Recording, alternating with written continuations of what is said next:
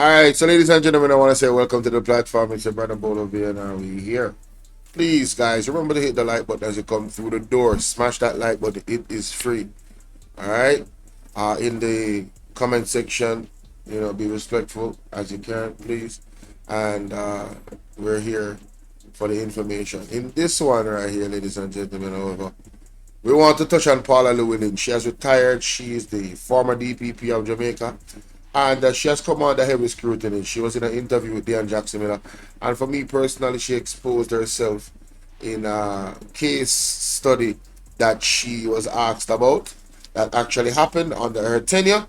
And her response has been giving her massive criticism, which is warranted. There's a certain level of arrogance, and I don't understand her position in that case in regards to DNA evidence and the way how things played out. She's actually said that she would go ahead and do the same. But Lady Sphinx really put it into context in a way that I've never heard before, and it's a situation that was very close to her. So guys, please go over to Mystic Sensation on YouTube and make sure that you guys subscribe. Of course, subscribe to all of my platforms you see there on the screen. Don't miss a beat. Alright, let's get into this one, ladies and gentlemen, because Mystic Sensation brought up an article that I've never seen before, and I'm sure that if I've never seen it, there's some other people that never seen it. Alright, so I would love to share this with you guys. Here we go, ladies and gentlemen. No! Put on you. Now, the Vybz Kartel case, Paula Llewellyn. Yes.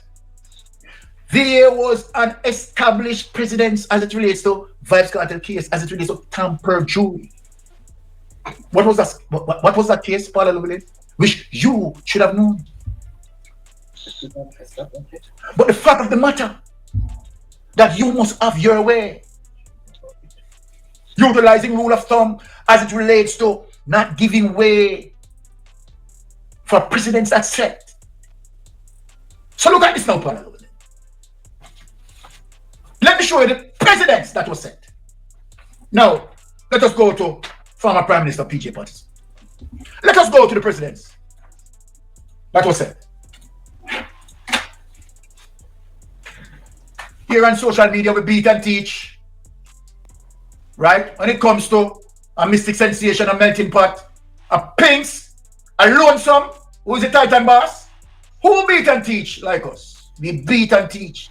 Former Prime Minister PJ Patterson weighs in on Vybz Kartel Privy Council appeal with historical legal reference. So Paula Llewellyn, you should have known this. You have been DPP from 2008. You should have known this. So let us look at this. A statement released on March 18, 2024, attributed to Jamaica's former Prime Minister, the Most Honorable PJ Patterson, KC, who is a lawyer by profession, and attorney, Mr. U. Small, KC, addressing the landmark judgment handed down by the Privy Council in the Vybz Kartel appeal on Tuesday, found its way onto the desk of the World Music Views. Now watch this. In the joint statement, Patterson and Small draw parallels between Kartel case and a seminal case from 1983. Remember Paula Llewellyn, right? That you have been here from 2008 as a DPP. This case was from 1983. The Cleaner Company Limited and John Hearn v. Michael versus Michael Manley, wherein they serve as counsel for the plaintiff, Manley. They know that unlike in the Vybz Kartel case, a jury was dismissed and a new trial was ordered. Paula Llewellyn, you'd have known about this, right? A jury was dismissed and a new trial was ordered. Neither the trial judge, Justice Lennox Campbell, nor three judges who heard the appeal from the ruling and verdict were apparently aware that there was a judgment of the Court of Appeal of Jamaica in 1983 that ruled in similar circumstances that the duty of the court was to discharge the entire jury. This pisses me off. They don't want you to know this. and ordered a new trial in the statement to dismiss the entire. Take this away. Let me talk to the panel.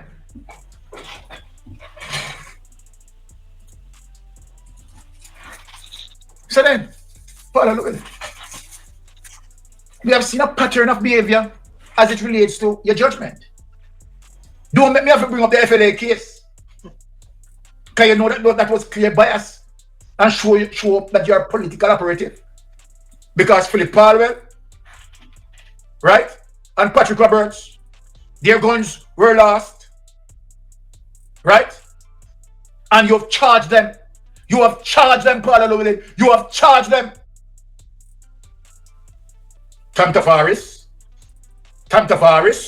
and Robert Montague lost 4 guns in total. 2 each. 2 from Tam Tavares and 2 from Robert Montague. And you didn't charge them. So then Dean Jackson should have asked you about that case. Why was it that you chose to charge Patrick Roberts and Philip Palwell for only 2 guns, let me say. But you chose not to charge Tam Tavares, who are JLP, Robert Montague, who are JLP, for 4 guns in total missing, 2 each. But you charge 2 PNP. Me no know. Me I look upon it as a, someone who is a critical thinker. I am going to say some level of biasness is there. Without any further ado, just let me just squeeze the melting pot. Why you have to say melting pot on this? Yes. Are you hearing me? Yes. Okay. Thanks again for having me, Uncle Byron. Yes. Very good message here, melting pot as usual, my brother.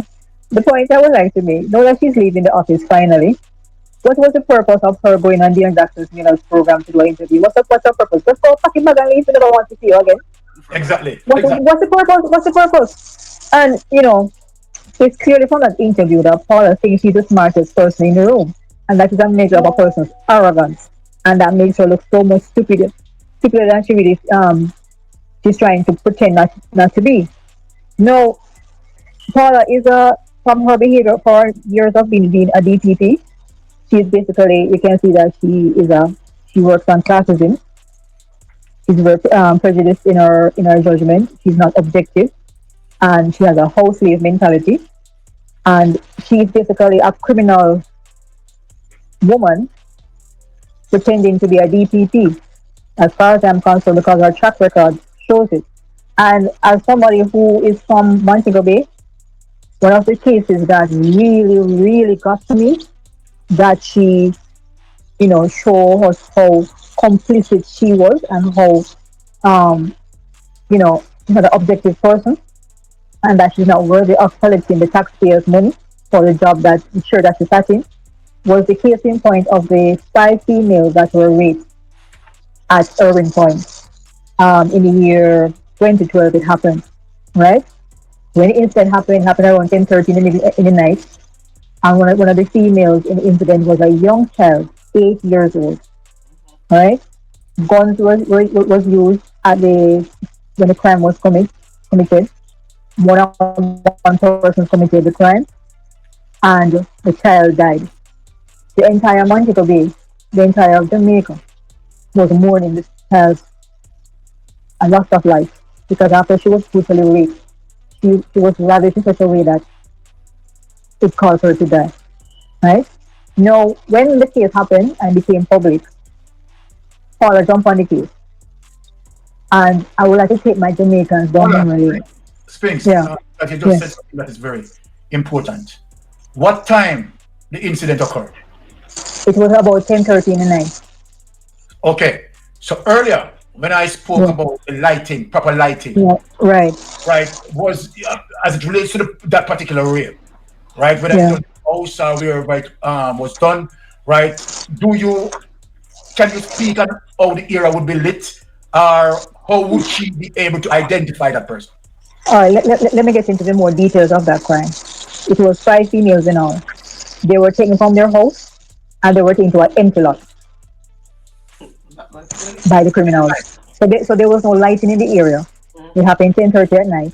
Okay, so And hold on, please. Sorry to right, like I don't want to seem like I'm interrogating you, although that is my profile. right. However, if they were taken from their house and Mm-hmm. went to a lot in the Thanks a night, lot. this is Yeah. talking about 10:13 p.m. in the night. Yep. How, as it relates to Paula Lublin, why didn't she question as it relates to the clarity of the identification? How would how would they be able to identify these people at that particular time?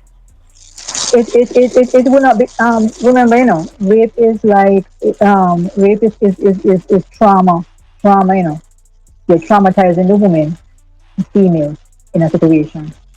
And remember, it was one person doing it. They had guns at these women's head.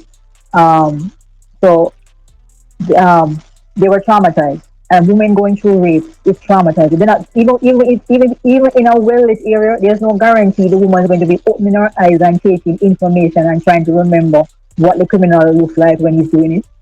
Exactly. Let us be realistic. Unless you know the person from beforehand, you can say yes, that is John Thomas from the community or whatever, or you had some interaction with the person beforehand. Normally, when you're raped by a stranger, you're not paying attention. You are traumatized. Most women close their eyes and trying to not to think of the incident. You understand me? But I don't know exactly what these women went through. But I remember this criminal, this crime being committed in Montego Bay, and it's a stain on Montego Bay up to this day. Anyway, when the 5 females, including the 8-year-old child, was being raped, and the rape was done such a brutal way to the 8-year-old that he died. Right now, 2 brothers were arrested, Karen and Sheldon Brissett, and very early on, they got a lawyer, and they volunteered their DNA to clear the name. Yes. These 2 brothers volunteered their DNA. When after they volunteered the DNA and the DNA came back and proved that they were innocent, all a double down. Wow. Had these 2 young men lavished in prison, in jail for 1 year straight, no bail, right? They were beaten, tortured, because remember, when you go into to jail for sexual crimes, especially a sexual crime against a child, the other prisoners treat you differently, whether you're guilty or not. All right. So before you come out and apologize to the nation, as Melting Pot said, and give them a package of some compensation, she did not do that. All right. So these young men lavished in jail for over a year. And firearm charges was also levied at them. Okay. Now after all of this, right? And the case went to court. The case was delayed twice. So every time, because according to her, they were not ready to try the case. You have a DNA that cleared these 2 young men, and you are not ready to try the case for two different court dates. Well, on the things, just like our parliament not ready for read the integrity commission letter. Okay, yeah. So Paula delayed their release again now, 2 different court cases, and the lawyer had to come out again and speak about this thing and make it public. And it's when people start to pressure on the case, and the lawyer made them know that the young men, DNA cleared them already. And when they went to court on the third court date, young men were freed. The young men left Jamaica. All right. A year passed, another young man, the real criminal, was out there. So 2 years after this crime was committed in Montego Bay, the real criminal was out there for 2 solid years. 1 year, these young men were in jail, and a year passed. Still, so 2 years after. And this young man was going around from parish to parish, and 20 other rapes and crimes of similar nature was committed by the same criminals. All courtesy of Paula Lublin. I couldn't believe that alert. All courtesy of Paula Lewin, because she looked the other way before she could find the right criminals. And guess what happened? By chance, there was a spot check, and something happened, and the young man was brought in, and his name is Patrick Green. And when they checked his DNA is 20 odd different rapes the man guilty of. Mighty goodness. So as you say, Uncle Byron, The same DNA that cleared those two innocent young men is the same DNA technology used to catch the real criminal 2 years after the same man commit over 20 odd different rapes. Oh, what an So, incitement from so Parliament. all those 20 odd women who get raped after the Irwin incident, What an after incitement turn from to look at Paula, and I look at as a woman, how me to respect Paula. No, look at me as a young woman who live in St. Kitts. How me to respect Paula.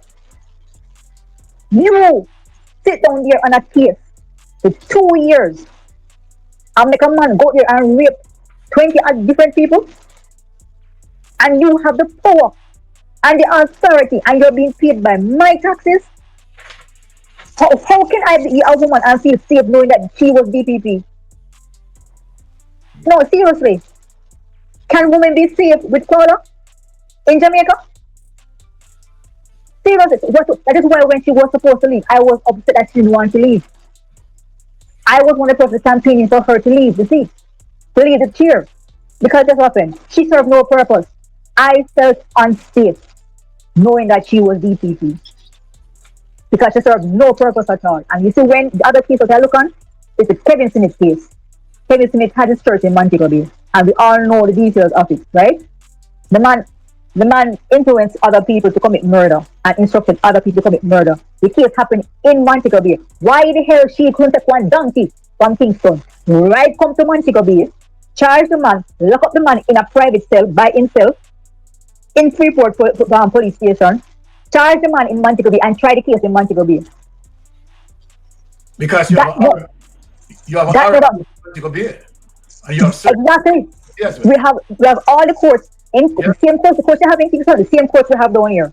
yes. And the crime committed in the jurisdiction of Montego Bay. Thank you very much. And the other thing is this: why were they carrying, transporting? And the other question I ask, when the incident happened is this: was he being transported on the regular road? Why is it they were not taking the toll road like everybody else, like normal people? You understand me? Why? You understand me? It never made any sense from the one. Nothing this woman does make any sense. And I keep asking, why is she over there? Not to mention most of the cases, Vinterman case, Cartel case, we all know about those cases, but so many other persons. Because remember, after Cartel case came out and the jury tampering thing was made more public and more details came out to us, right?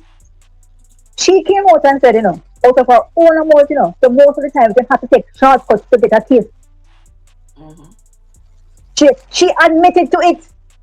Yeah. And if she admits to being complicit and taking shortcuts, why are we not going through all our cases and taking her to court and make her be charged for all of them? Why is she going home to her bed? I want to ask my Jamaican people, get up and look at me and look in my face and ask me this question. How many innocent people are in prison right now because of Paula? How many cases she cut and create evidence and dismiss DNA and dismiss evidence and put innocent people in prison? How many young people are in prison because of Paula right now? Jamaicans, ask yourself this question. And I want everybody to look at your case. If you have a brother or a sister in prison right now, look at the case. Are they innocent or are they guilty of a crime? Because many innocent people are in prison right now because of she. Many mothers are going through visits to prison because of she. Many baby mothers, many children are left without their fathers or their mothers because of she. So I want Jamaicans to think about it's not just because she make a man go to prison and is innocent just like that. If she is actually destroying people's lives.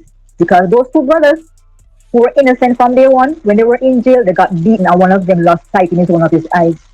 And that's a lifetime injury. You understand me? And that is why they left Jamaica after. So I want my Jamaicans to think about these things. When we come out here and we are talking about the injustice, we meet it out to our fellow brothers and sisters. Let us think about what can happen to your child, what can happen to your son, and everybody's son and everybody's daughter belong to all of us. It's not because you and the person might not be related directly, but we are all blood and fire Jamaicans living on this island together. And this classism thing where it's okay for some people not to be charged, and it's okay for some people to be brought before the court innocently of crime, and the same mentality push these 23 police officers to go and murder a young man. Because no matter what name they want to put it, unalive, whatever, whatever, whatever, it is murder. What we saw on that camera that day is murder. The young man's life was taken without a reason, without a cause. A mother is going to bury their son without a reason, without a cause, and she's probably not understanding what our young. We all saw a young man took his hand. He wasn't a threat. And as Uncle Byron said, that point 35, where it comes from, what other crimes is it attached to? And Paula, you will not sleep. God's not sleeping. You see other mothers' tears that cry, all the given mothers, you make have to cry. You see all the children tears who you make have to cry to them parents because you send them parents go to prison innocently or go to jail innocently. Your last days will not be restful because God does not put on any pajamas and go sleep. And I yield the floor to you, Uncle Byron. I'm upset because this case in Erin, I will never forget it. I Exactly. will never forget it. It's right up the road for me. I will never forget it. And I yield the floor to you, Uncle Byron. Yes. Paula Lewin is a wicked woman.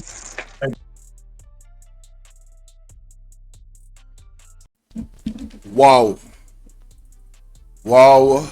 Wow. Wow. I'm not even gonna play the other part. I'm gonna leave you guys to go over to Mystic Sensation and catch this live stream yourself.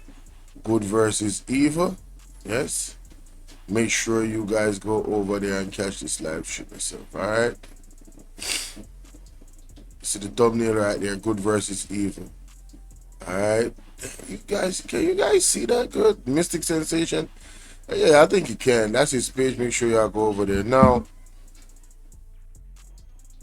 you know, she raised a lot of questions. And I want to encourage you guys. Watch this video at least 2 times. Listen to what Pinks is saying on the account of that story.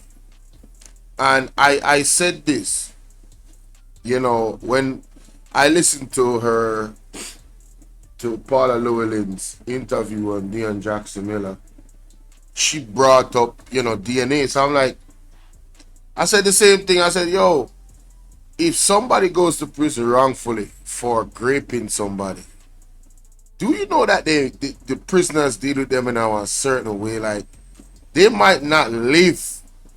So when you have cases where rape is concerned, yes, and the question that she was talking about was saying, witnesses was saying that, oh, the men them was right in front of their face and them identify them.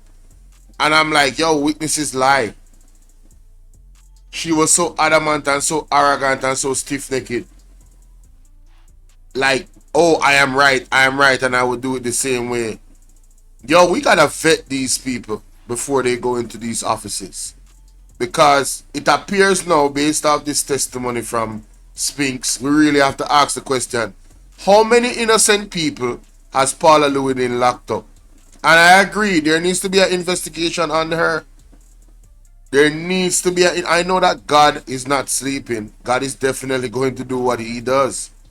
Right? And there's prophetic word on that lady.